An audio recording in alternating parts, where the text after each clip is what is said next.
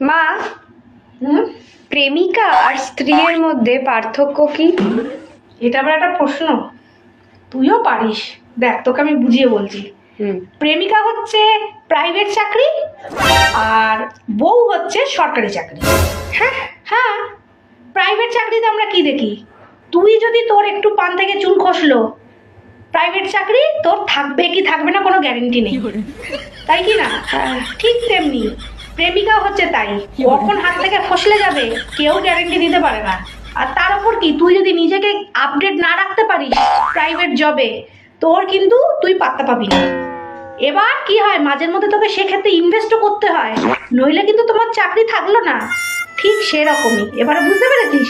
তাহলে প্রেমিকা হচ্ছে কি প্রাইভেট চাকরি, কোনো গ্যারেন্টি নেই যে তোর থাকবে কি থাকবে না।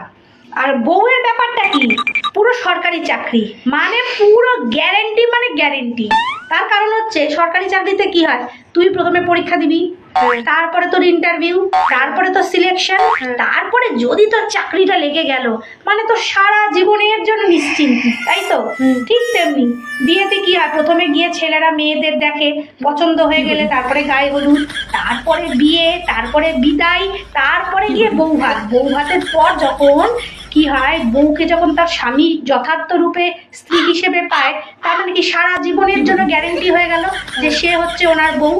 তার মানে কি, সরকারি চাকরিতে যেরকম পেনশন থাকে, চাকরির পরেও ঠিক তোর গ্যারেন্টি যে তুই টাকা পাবি, ঠিক তেমনি বিয়েটাও হচ্ছে, মানে বউও হচ্ছে অনেকটা সরকারি চাকরির মতন।